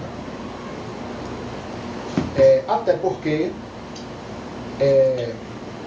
eu entendo que minha esposa só deve trabalhar se for muito necessário e se não prejudicar a criação dos nossos filhos. E não se atreva a perguntar se ela pensa assim, porque é lógico que ela pensa assim. É lógico que ela pensa assim. Se eu estou dizendo isso, é porque a gente já conversou sobre isso, a gente vive conversando sobre essas coisas. O que é uma outra coisa extremamente complicada, né? Isso que o Priscila estava falando. O quanto a Aline é pressionada pela decisão que ela tomou de ser mãe. Simplesmente, entendeu? Ser mãe. Então, assim, veja, eu queria muito que isso servisse assim, de reflexão pra gente, sabe? Talvez alguns de vocês só vão ter filho daqui, sei lá, 5, 10 anos. Entendeu? Porque é período de arrumar uma namorada, começar a noivar, casar e pensar em ter de fato. E se você pensa assim também, não se acomode. Eu quero ser mãe, então eu não vou fazer uma faculdade, eu não vou fazer nada. Eu tenho graduação, pós-graduação, mas agora eu decidi, nesse momento da minha vida, eu quero ser mãe. Por quê? Então, porque a gente não sabia se ia ter filhos. E se Deus quisesse não nos dar? A gente passou 1 ano tentando. Ele podia não nos dar. A Aline ia trabalhar tranquilamente. Eu posso trabalhar ainda um dia que eu queira. Ele pode, um dia que queira, entendeu? Desde que isso não interfira na criação dos nossos filhos. Por que é que você falou? Muitas vezes a questão não é só financeira, porque às vezes não tem tempo. Mas às vezes não tem tempo porque usa o tempo de forma errada, sabe? Ele deixa de trabalhar, ele deixa de ter dinheiro, então... É verdade, mas... E também deixa de confiar no Senhor, muitas vezes. Não, mas sabe que muitas vezes também? Aí já entra 2 coisas. Uma, todos nós geralmente trabalhamos demais. Principalmente quem tem oportunidade de fazer hora extra. Ou quem tem oportunidade de trabalhar mais, que quanto mais trabalha, mais ganha. Geralmente esses pecam facilmente. É diferente de alguém, por exemplo, que trabalha de segunda a sexta, de 8 da manhã às 18, e não tem como mudar isso, certo? É diferente desse indivíduo. Mas profissões que possibilitam o cara trabalhar mais para ganhar mais, tenha certeza que é uma grande tentação. A outra questão é, quem foi que disse que homem e mulher tem que trabalhar fora o dia todo, a semana toda? Quem foi que disse que tem que ser assim? Biblicamente falando, como lembrou a Priscila, não foi feito para ser assim. Não foi. Não deveria ser. Sabe?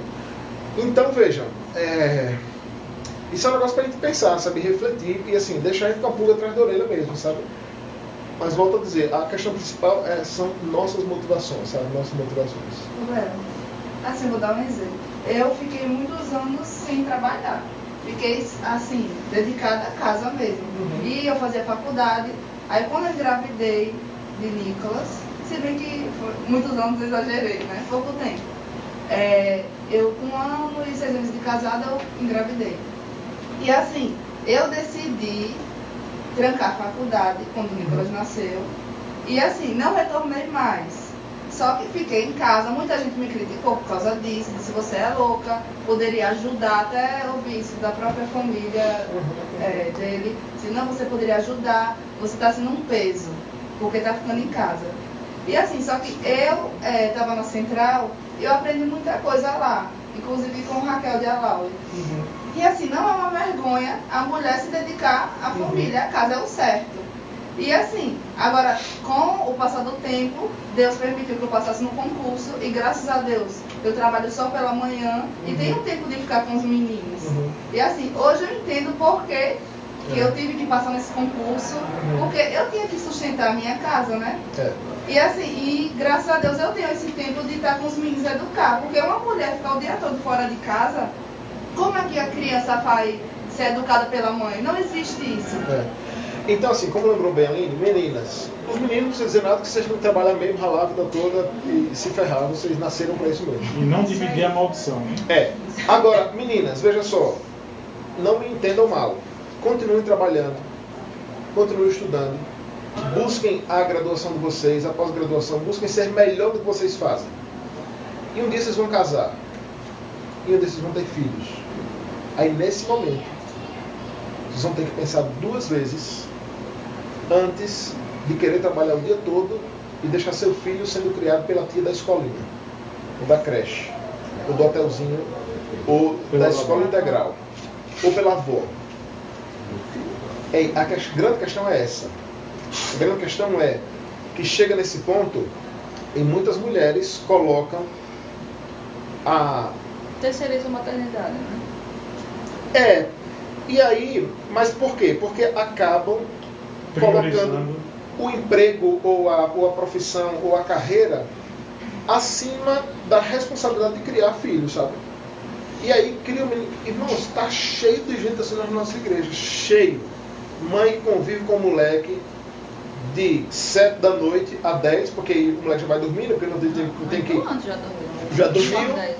E final de semana. Aí eu brinco dizendo, rapaz, é melhor ter um sobrinho, pô. É melhor ter um sobrinho. Se você quiser conviver com uma criança, final de semana, você vai lá em casa e fica com o Nicole. Eu deixo você ficar lá, você vai lá em casa e fica com, entendeu? É melhor do que ter um filho, entendeu? Então vejam, meninas, a gente não está dizendo aqui, e a questão não é, a gente nem quer ninguém aqui piloto de fogão, sabe? A ideia não é essa, não. Essa ideia é errada mesmo que se tem, não. Sabe? Se profissionalizem, se dediquem mesmo, sabe? Até porque a gente não sabe o dia também, não sabe o futuro. Sabe, Deus pode querer que você não tenha filhos.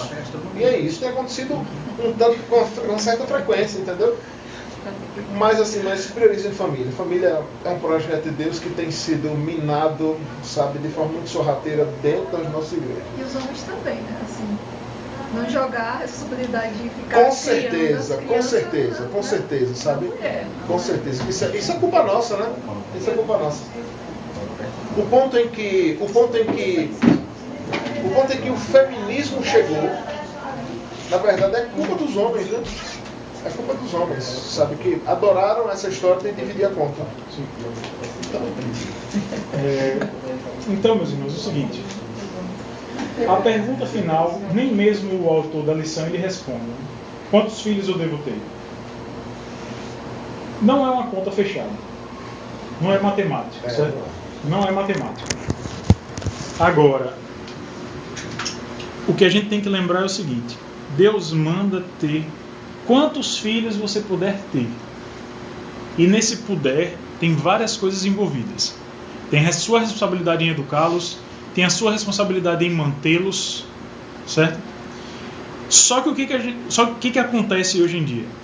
Nós priorizamos tanto o mantê-los que isso acaba fazendo com que as nossas famílias sejam cada vez menores. Por quê? Nós entendemos que manter um filho é colocar ele no master de manhã, é fazer com que ele faça IASG à tarde e faça natação e judô ou balé. Isso não é manter filhos. Não é manter. Manter filhos é dar educação para ele. Isso você não precisa colocar ele no master. Quem aqui estudou em escola pública? Não. Desses que estudaram na escola pública, quantos aqui estão na faculdade ou já concluíram a faculdade? Olha, rapaz, todo mundo.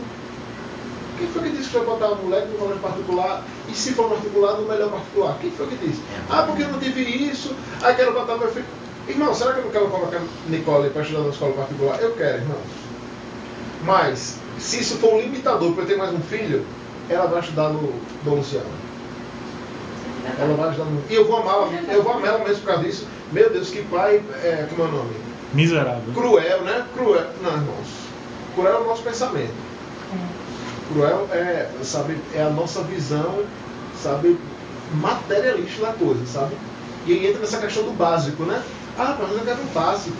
Ah, bicho, o negócio é que o nosso básico hoje em dia tá um básico tão top de linha assim, sabe? Que bicho, não tem mais os carros populares hoje em dia saem com ar-condicionado, direção hidráulica. Rapaz, você tá falando isso, cara? Houve uma época que você comprava um carro popular, né? Sei lá, por 20 conto, 17 mil, 24 mil. Hoje em dia, sai carro popular 42, acho que é popular. Porque ele tem ar-condicionado, tem airbag, tem freio ABS. E isso acaba incutindo na mente do crente que o básico é ter todas essas coisas, e não é. Marlon, mudando rapidinho. Em relação à pergunta dela sobre filho adotado. Adoção? Na verdade, minha pergunta foi específica em relação ao versículo, só que eu vi desde. Pronto. Não, aí são filhos mesmo. São filhos naturais. Mas, nesse contexto específico. Mas, para aqueles que não têm condições fisiológicas de terem filhos, a adoção, acredito eu, à luz da Bíblia, não é apenas uma possibilidade, mas é algo concreto a se fazer. Não diria um mandamento, mas algo concreto a se fazer. Porque o que geralmente acontece é o seguinte: se o Senhor me permitir ainda um dia eu pregar em Romanos 8, eu vou pregar. Hoje, dentro da igreja, se criticam pessoas que querem adotar, porque pensam, rapaz, você já tem 2 filhos, para que você vai adotar mais outro? Eu fico pensando, se fizesse essa pergunta para Deus: Senhor, o Senhor já tem Jesus Cristo, para que você vai adotar? Meu irmão, a gente estava perdido, a gente ia para o inferno. Uma pessoa que pergunta isso quer ir para o inferno. Vocês conseguem ver a ligação clara? Mas em relação à luz da Bíblia, o que você tira daí que possibilita, que permite a adoção? Aqui não. Aqui no Salmo 127 você não pode tirar isso não. Sim, Romanos 8, por exemplo, diz claramente que Deus nos adotou como filhos. Ou seja, Ele tinha o melhor filho que um pai poderia ter, que era Cristo. E Ele abriu mão de ter um único filho, o melhor filho, para ter filhos imperfeitos. Para que através da perfeição desse filho, outros fossem aperfeiçoados. Então, à luz da Bíblia, eu vejo claramente, não mandamento, mas algo concreto para que crentes adotem filhos. Qual é a nossa posição hoje, minha e de Priscila? A gente quer daqui a uns 2 ou 3 anos, quando o útero dela melhorar, por isso que a gente está usando o método contraceptivo, porque é uma questão de saúde mesmo. Daqui a 2 ou 3 anos a gente tem mais um filho biológico, se o Senhor permitir, já que a gente tinha esse problema. A vida já é um milagre. Alice e Helena são milagres mesmo, porque elas nasceram de um contexto totalmente improvável de nascerem. Então, se o Senhor nos permitir ter mais um filho biológico, a gente vai adotar mais um. Vai adotar mais uma criança. A gente quer ter 4 filhos. Essa é a nossa ideia agora. A gente talvez não chegue na aljava cheia, né? A minha incredulidade diminui a minha aljava. Mas eu vejo permissão. Eu não estudei a fundo, por isso que se o Senhor me der graça, que eu vou estudar Romanos 8 e outras passagens para poder basear, para fazer exegese certinha. Porque hoje eu vejo como uma possibilidade muito clara do crente adotar e ficar feliz com famílias de crentes que adotam. Porque foi quando o reverendo Emanuel falou, quando o reverendo Francisco e a irmã Rose foram batizar Mateus.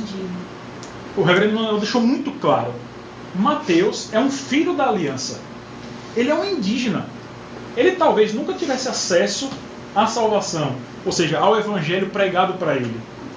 Mas, através de pais eles são pais de Mateus, ele entrou na família da aliança. Então, a comunidade, os crentes deviam ficar muito felizes e não falar: rapaz, para que você não quer um filho adotado? Você não sabe de que família veio, você não sabe de qual contexto, você não sabe se esse menino vai ser um marginal, porque o pai era um marginal. Então, eu já ouvi pastor falando que não adota por causa da índole da criança, que ele não conhece. Ele não conhece a índole dele, porque ele tem um coração miserável. Ele pode ir pro inferno se ele fala um negócio desse. Talvez ele não seja um salvo. Eu não conheço a índole do Nicole. Rapaz, nós não conhecemos a nossa índole totalmente. A psicologia tem que ser além do psicólogo.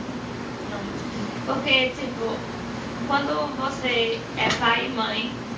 aí a crença de se é genético ou não, né? Questões... que isso é uma discussão... que isso é uma discussão, assim, polêmica, né? E há controvérsias. Mesmo entre os psicólogos, né? Se isso pode ser biológico ou não, né?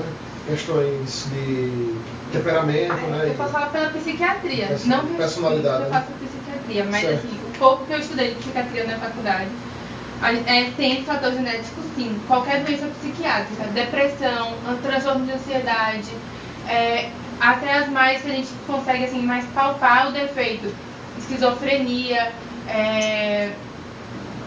essas doenças todas, elas têm fator genético. Você vê, assim, a concordância entre irmãos gêmeos monozigóticos, então eles têm a mesma carga genética, é bem mais alta do que as dos gêmeos dizigóticos. Isso é claro, eles têm essa relação genética, mas o que não... Monozigótico e dizigótico, monozigótico, ela veio do mesmo, a mesma carga genética, e dizigótico é que vieram de 2. Na verdade, foram 2 ovulações. Aí, o que acontece é que só o fator genético não provoca. É muito... Por mais que exista, é pouco para manifestar a doença. A doença, para ser manifestada, ela precisa de... O fenótipo é o que se mostra, precisa do fator ambiental. É muito mais importante do que genético. Então eu acho que isso é porque isso aí está relacionado mais a doenças, né? Mas as personalidades, por exemplo. Então, na psiquiatria, a personalidade também, transtornos de personalidade são considerados doenças também. Então, assim, são consideradas alterações. Então, alterações por exemplo, existe o transtorno genético, mas bipolar. Só se torna a partir do só se vem o ambiente estimula, o ambiente estimula. Então, se a gente for observar nisso daí, é uma motivação muito maior, para você adotar. Porque você tendo... Você vai diminuindo muito a probabilidade dessa criança de manifestar o que ela poderia ser. Se essa criança, que vem de um contexto de esquizofrenia, de...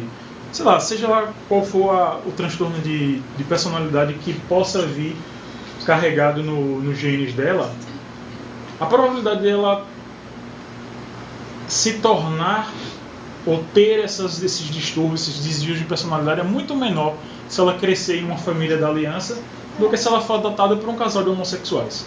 Ô Marlon, eu tenho essa experiência na minha vida. Meu irmão, ele é adotivo. Nós conhecemos a família. Ele conhece também a família biológica. E é uma família totalmente destruída. O avô violento, a mãe promíscua, né? Nós não conhecemos o pai. E é interessante que quando minha mãe adotou ele, né, vinha essa concepção. Como assim, né? Você conhece a família? E o meu irmão, ele é assim, eu acho muito interessante o que você falou relacionado à aliança. Né? Hoje ele é um menino assim, correto até demais. Né? Ele é um cristão, ele é muito assim... Hoje assim a gente fica muito feliz. Que tudo aquilo que falaram que ele ia ser, porque ia ser como avô, ia ser como a mãe... Hoje em dia, por conta da criação, por conta da misericórdia do Senhor, é o contrário. Né? Hoje, assim, graças a Deus, ele é um homem de Deus, né? Com as suas imperfeições, mas, assim, relacionado à carga genética que a gente está falando, né? Realmente, assim, óbvio, pode ter trazido algumas coisas, mas, graças a Deus, assim, ele é uma ótima pessoa, tanto que, mediante a isso, eu, independente se eu puder ou não, meu filho eu quero adotar. A gente vê isso às vezes até com os filhos biológicos. Com eu digo, pula de casa, eu sou a menina, E eu fui um demôniozinho quando criança, entendeu? Se meus pais não tivessem controlado meu temperamento, que eu sou colérica, pode não parecer, mas eu sou colérica por essência. Se meus pais não controlassem meu temperamento quando criança, hoje eu ia ser uma pessoa completamente problemática. Meu irmão, que é o homem, que é o mais velho, sempre foi muito mais. Meus pais tiveram muito mais trabalho comigo, entendeu? Em escola, em mau comportamento, em recado, em agenda. Meu Deus. Pois é, e eu sempre fui uma ótima aluna, mas eu era... E ainda tão baixo da igreja com uma pessoa dessa, né, velho?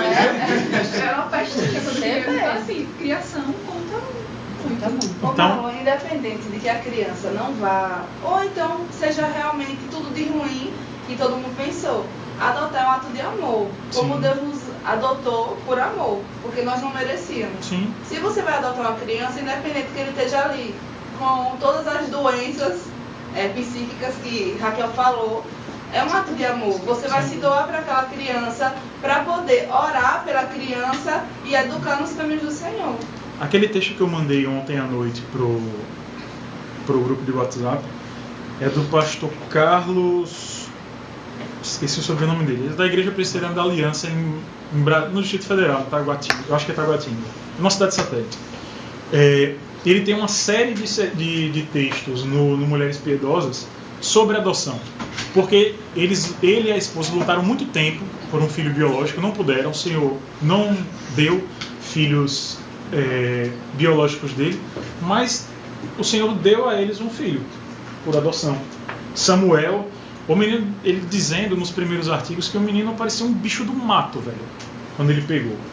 Foi uma criança extremamente maltratada que veio de um contexto extremamente difícil, mas o Senhor, através da família, está moldando. E o menino hoje já se comporta melhor, já sabe se comportar no contexto social, na igreja e tudo mais. Então, aos poucos, o Senhor está tratando o coração dele através de quem? Através dos pais.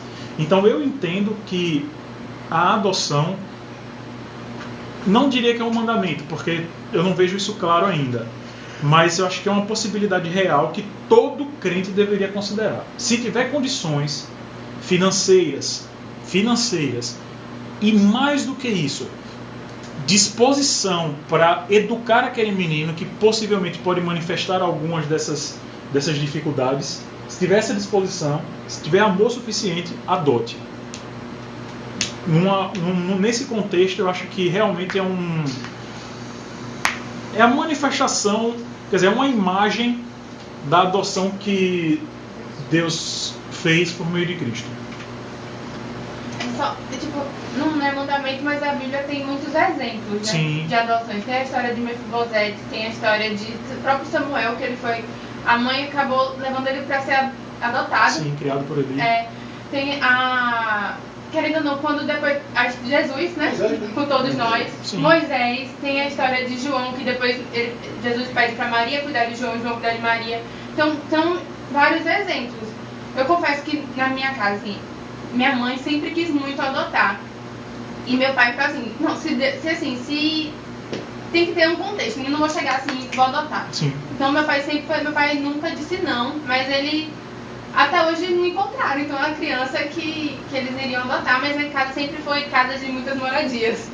Então várias crianças passaram temporadas na casa, que os pais tinham muitos problemas, coisa de extrema pobreza, então minha mãe acolhia. Teve época que teve 3 crianças. Vocês adotaram, né? Foi, teve 3 crianças que moravam lá em casa. Aí, assim, e todo mundo falava isso dos problemas da família. Isso, assim, é clássico. E eu acho que até essas crianças, elas precisam realmente de um cuidado a mais do que, no caso, eu e a Rebeca, a gente precisava na época. Então, é isso. Se Deus nos adotou, nos colocou na família dele, eu acho, assim, que ele também sustenta dá as condições para a gente acolher outros, assim, Não, e não pense não, seus pais adotaram várias crianças, só não foi no papel. Só não foi no papel. Então, meus irmãos, dadas essas circunstâncias como um todo, a gente tem que lembrar disso, certo? A principal pergunta que não fica... Porque a resposta é muito particular, é de cada casal. Agora, para responder essa pergunta de modo honesto, o casal tem que realmente sondar quais são as motivações do seu coração. Eu digo que hoje eu só não encho mesmo a aljava por medo, por falta de fé. Eu confesso meu pecado. Eu não vou ter 6 filhos porque eu tenho falta de fé. Se o Senhor me der fé, vai que a gente enche a o dom de Deus, afinal. Então, meus irmãos, isso é o que vocês têm que ficar na mente de vocês. Filhos são bênçãos. Eles precisam ser educados nos caminhos do Senhor, mas também para serem motivos de bênção para a sociedade, moralmente falando. E o tamanho da sua família, se você tiver condições biológicas para aumentá-la, vai depender do quê? Da sua fé. Do quanto você acha que do quanto o Senhor lhe dá para que sua aljava seja larga ou seja curta. Vamos orar, né? Marco, Diga, esqueci tudo. Diga. Sobre essa criança que não gosta, né? Os pais que não gostam de criança, né? Isso não é bíblico. Isso não é bíblico. Pais que realmente, homem e mulher, que tendo condições de ter filhos, não os têm, nem que seja pelo menos um, está errado. Porque você não querer ter pelo menos um filho, mesmo que você a partir daí comece a ficar com medo, falte fé e tudo mais, mas você não quer ter pelo menos ter um filho, ore ao Senhor para que Ele lhe dê essa vontade. Você diria para essa pessoa nem casar? Não. Como é? Se a pessoa não quer ter filho, sim. Eu não diria para ela não casar porque são mandamentos distintos. Apesar de estarem enlaçados, agora uma coisa, o que acontece geralmente é que a mulher quer muito ter filhos, geralmente, né? E o cara com quem ela quer casar não quer ter. Aí é um tudo desigual. Tá casando com 2 pensamentos. Sim, numa situação como essa, seria analisar muito bem se esse cara realmente é um... É analisar muito bem se realmente um casamento com uma pessoa assim seria um casamento realmente dado pelo Senhor, sabe? Eu vou aproveitar a resposta que o Dani deu. Se são mandamentos distintos, aí eu acho que eu já estou explicando. Mas uma mãe que quisesse adotar e não casar, ela não poderia porque ela não teria figura paterna e aí ela teria que assumir. Ela não quer casar ou ela não conseguiu casar? Não conseguiu, não casou. Mas ela Não, quer aí adotar. Você acha que isso é pecado? Adotar? Não. Não, Sem casar? Sem casar. Então eu vou adotar um guri? Não. Meu marido vai adotar um guri? Não, só. Olha as premissas, Ela tem 45 anos, já está desiludida, não apareceu ninguém. Ela gosta muito de criança, apareceu um parceiro dela adotar. Ela adota, não tem problema nenhum com isso. Entendeu? É diferente da pessoa que tem 26 anos, não quero casar, quer ser você adota um moleque. Tá errado. Porque a motivação do coração dela é: eu quero ser mãe. Não importa como. Se uma pessoa como essa, ela não está disposta a casar, mas quer ter filhos, ela está errada, porque ela está rompendo o primeiro mandamento. Porque observe, o Senhor manda casar. Se Ele lhe dá condições para você casar, você tem que casar, você casa. Se você casar, se por exemplo, eu e Priscila, se o Senhor realmente fechasse a madre de Priscila, e a gente não tivesse filhos, mas Ele deu as primeiras condições para que a gente casasse e a gente obedeceu. A segunda, Ele talvez não tenha dado essas condições. Então são mandamentos distintos nesse aspecto. São enlaçados, mas são distintos nesse aspecto. Agora, se a pessoa não quer casar, mesmo tendo as condições para fazer isso, e quer ter filhos de qualquer jeito, está errado. Porque ela não está disposta a ter os filhos pela maneira correta de ter filhos, que é através do casamento. Porque o filho tem que ser criado num contexto de quê? De pai e de mãe. A menos que o Senhor não deixe. Por exemplo, o marido morra, ou haja um divórcio provocado. Então, nesses contextos, sim. Certo? Mas a pessoa, por si só, não querer criar a criança no contexto para que foi criado a família, isso está errado. Então, eu também não concordo que ela, mesmo com 40 anos, adota um filho. Não, o que Léo falou foi assim, ela não foi dada as condições para que ela casasse. Não, se ela não tem perspectiva, não teve a perspectiva, porque talvez Deus não tenha permitido até mesmo que ela tenha filho. Não, aí é Não, Mas assim, eu concordo com ela. Porque Marlon falou aquele, o versículo, né, que a gente leu, que tem que ter filho na mocidade. A mulher de 45 anos vai adotar a criança. Não sejamos intransigentes. O que eu estou dizendo é casos, possíveis casos de mulheres ou homens que por algum motivo não puderam de forma alguma casar e veem uma oportunidade de adotar uma criança. Eu não veria problema algum. O argumento estende que se Deus não permitir que ela casasse porque não quer que ela tenha filhos, é complicado, porque eu também posso usá-lo para a questão da adoção. Eu também posso dizer, não, se Deus não deu filhos ainda é porque Ele não quer que eles tenham, então não pode adotar. Então deixa eu falar. Eu poderia usar o mesmo argumento, você entendeu? A ordem bíblica é um casamento, filhos e pronto. Não é você ter um filho antes do casamento. Mas isso não é... Você sozinho e não, mas veja só, dadas as condições para que essas coisas aconteçam. No caso de adoção, é claro, a gente está falando de barriga de aluguel, mas no caso de adoção, família e filhos não é necessariamente e exclusivamente como uma matéria que depende da outra, sabe? Não é. Entendeu? Não é. É claro que isso não abre margem para alguém querer ser mãe solteira. Porque aí... E o problema aí não é nem pelo fato de ser mãe solteira. É motivação. Não, é pelo fato de adultério, né? O problema não, eu estou falando do caso... sim, engravidar, comunicação. Como tem muito, né? É famoso no nosso atual, né? Quer ser mãe, mas não quer ter pai, não precisa de pai. Então vai lá, engravida, faz inseminação artificial, por exemplo. Ou dorme com um cara, né? Se não for. Aí tá errado. Mas o principal erro aí não é querer ter um filho sem querer ter pai. O principal erro aí é o adultério, é a fornicação, entendeu? Entendeu? Então é isso. Entrando nisso aí, eu trabalho com criopreservação, eu trabalho com parte de inseminação artificial. E lá chega muita mulher que não é casada e quer ter filho. E também tem muita mulher que já é velha e não tem condições de ter um filho, faz tratamento e tal, e ela é solteira. Está lá fazendo tratamento para poder ter um filho. O que você acha disso? Ela perguntou. Ela perguntou o que a gente ia perguntar. Veja só, inseminação artificial. Inseminação artificial de mulher solteira. Porque não tem dúvida do casada, né? Por favor. Sim. Veja só, isso é uma questão muito complicada e bem polêmica, né? Que as respostas bíblicas que nós buscamos é com base no todo, à luz da Escritura. É o que a gente chama de analogia da fé. Alguém aqui já ouviu algum versículo dizendo que não pode fumar maconha? Tem aí? Acha que não tem. Mas por que? Alguém aqui acha que não é pecado fumar maconha? Pode dizer. Tem algum maconheiro aí? Não, né? Então assim, eu acho que todo mundo deve imaginar que fumar maconha é pecado. Mas por que a gente acha isso? Com base na analogia da fé.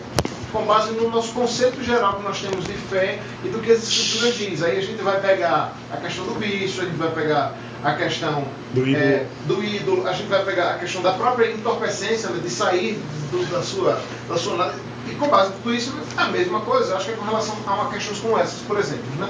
Por exemplo, de questões mais éticas, né? Veja, o entendimento que eu já vi de muitos é que isso seria algo complicado, porque guardadas as devidas proporções, você vai estar se unindo a um homem, representado pelo seu sêmen, representado, sabe, pela semente. Hã? Metade de um homem. Metade, 10%, o que quer que seja. Ela, veja só, quando a Bíblia diz de os dois se tornarem uma só carne, isso tem uma abrangência biológica também, né? Sexual.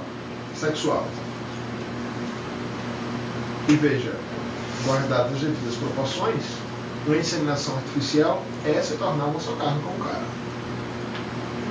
Afinal de contas, a criança vai ter características biológicas de um pai, não vai? Mas a criança adotada, ela também tem a característica dos pais. Tem, mas a mãe ou o pai que adotou a criança não teve relação alguma sexual, emocional, física ou sentimental com o pai.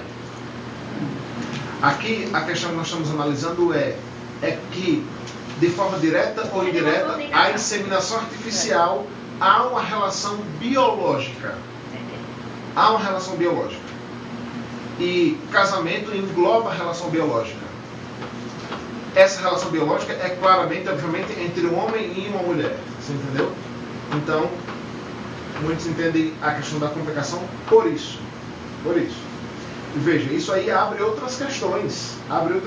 Porque, vejam só, se a gente acreditar que é possível haver inseminação artificial, a mulher, por exemplo, é solteira ou é que tem um filho, eu acho que se a gente abrir margem para isso, a gente também deveria abrir margem para minha esposa é saudável, eu sou estéril. Qual o problema de inseminação artificial nela? Se a gente abrir margem para isso, tem que abrir margem para isso também. Também é errado. Claro, óbvio. A não ser que de alguma forma possa pegar o dele, assim. Não pode, porque eu sou estéril. Não, é isso que eu estou dizendo no caso. Eu sou estéril. Totalmente estéril. Eu sou totalmente estéril, entendeu? Adota.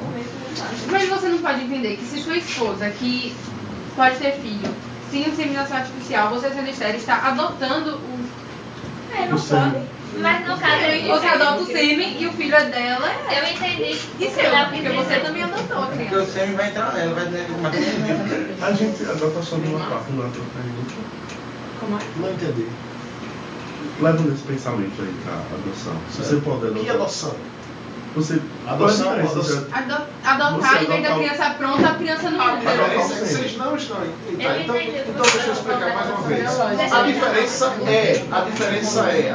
Ah, tá, da relação biológica ainda Existe uma permanece. relação biológica que, mesmo eu não nunca havendo tinha a parado pra relação pensar sexual, nisso, de relação mesmo havendo a relação sexual, há uma relação biológica, cara.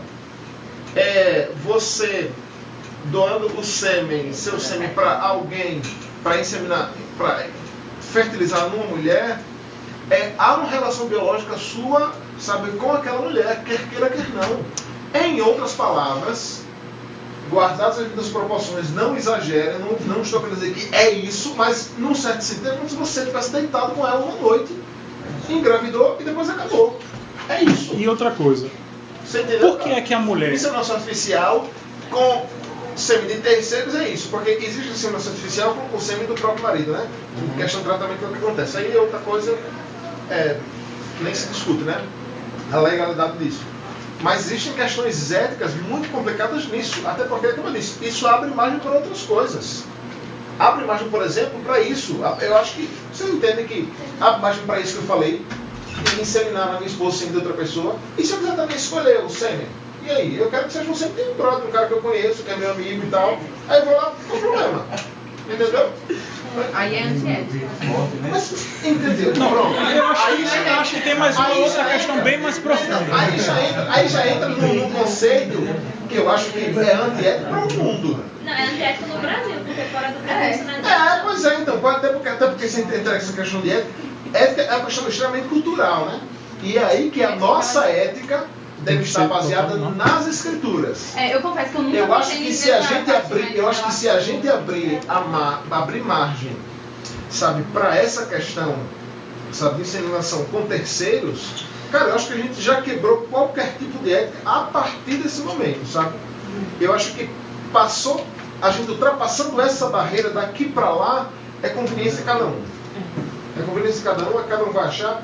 Mas quebrou essa barreira aqui, eu acho que essa barreira é a barreira da ética bíblica, sabe? Da ética bíblica, da ética cristã, aí é daí pra É só mais uma coisa, velho. Para que aconteça isso, o que deve existir por trás é o quê? A mulher, ela não só quer ser mãe, ela quer engravidar, né? Pois Será que isso é um ídolo? Pois é, porque se resolveria adotando uma criança, né? Isso é um ídolo. Isso pode, se ela está disposta, se ela não quer outra forma, se ela não nem considera a possibilidade de ter um filho por adoção, porque ela quer engravidar, Isso é um ídolo. Entendeu? Isso é um ídolo no coração. Vamos orar, né? Pô, velho, essas questões são boas, hein? Mas infelizmente já é mais de meio-dia, velho. Os pais de vocês devem estar me comendo. Aí na porta. Tá, né? Vamos lá. Senhor, muito obrigado, Pai. Muito obrigado porque Tu foi glorificado, Senhor, nessa manhã. Ajuda-nos, Senhor. Ajuda-nos a nos comportarmos cada vez mais, Senhor, com os padrões que Tu estabeleceu nas Tuas Escrituras. Não nos deixa, Senhor. Não deixa com que o mundo, Senhor, incuta na nossa mente ensinamentos, filosofias, teorias, mas que a Tua palavra, Senhor, apenas seja o nosso guia. Que a nossa confissão, Senhor, de termos a Escritura como única regra de fé e de prática não esteja apenas da boca para fora, mas que isso entre no nosso coração, que promova mudanças e que a nossa mente, Senhor, seja moldada pelos Teus desígnios. É no nome de Jesus que nós te oramos, Pai. Amém. Amém.